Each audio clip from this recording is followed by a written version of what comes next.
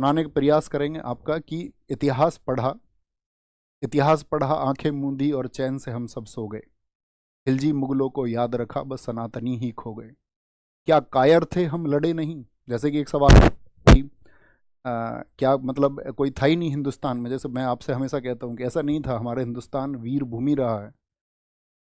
कासिम के बाद में मैंने आपको बताया था कि हमने लगभग 300 वर्ष तक होल्ड करके रखा, गजनवी के टाइम से। गजनवी जब आया उस टाइम तक लड़ी हैं, हमारे हिंदुस्तान के वीर लड़े हैं। मैंने आपको बताया भी था उस संगठन के बारे में जो लड़ा। तो क्या कायर थे हम लड़े नहीं? क्या निर्बल थे जो खड़े नहीं? क्या जहर घुला किताबों में अब असली सच हम पढ़े नहीं? आंखें खोल तेरे सामने सच्चाई है, खून बहा है और लाशें भी बिछाई हैं।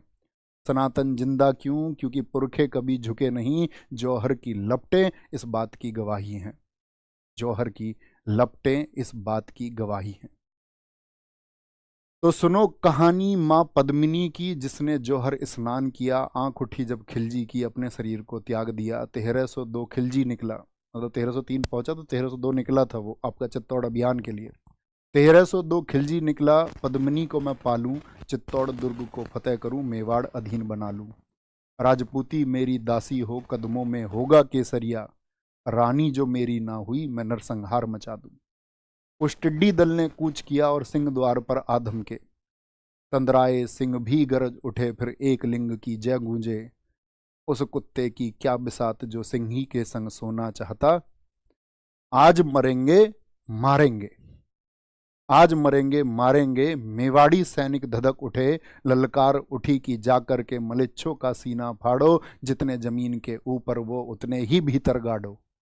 बजा युद्ध घोष तलवार उठी, रावल के सैनिक टूट पड़े। घोड़े से घोड़े भिड़ गए और हाथी से हाथी उलझ पड़े। पेट के अंदर छुरा भौंका, हंतड़ियां झट से निकल बाहर और हाथ कटा, आंखें धरती भी लहू लूट।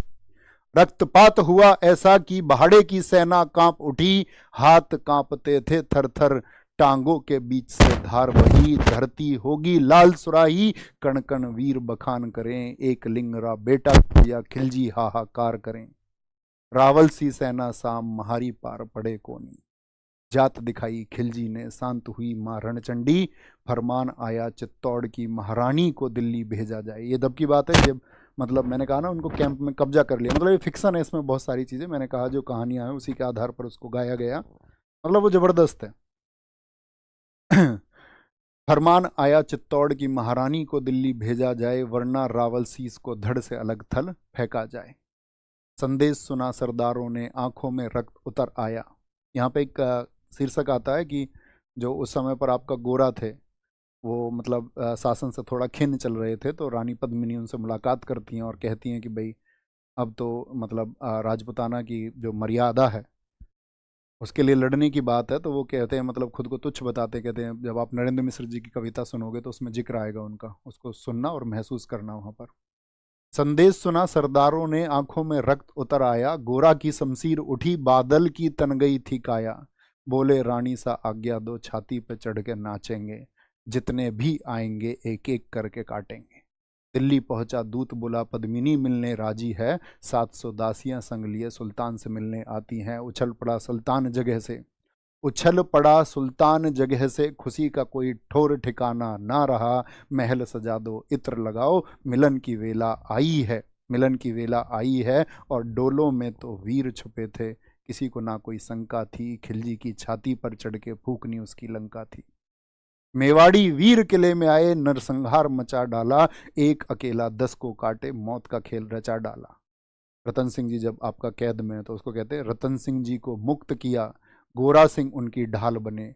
घोड़ों पर रावल निकले, बादल दुश्मन का काल बने।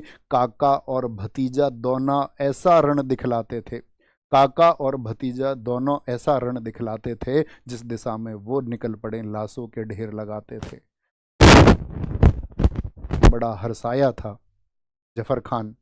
गोरा सिंह गर्दन काट जफर खां बड़ा हरसाया था। धड़ से जफर मोहम्मद काटा, खिलजी भी घबराया था। कहते हैं कि भाई जब गोरा का आपका जो धड़ उनका जो गर्दन कट गई तो उसके बाद भी उनका धड़ तलवार चलाता रहा और जफर खां का उन्होंने गर्दन काट दी।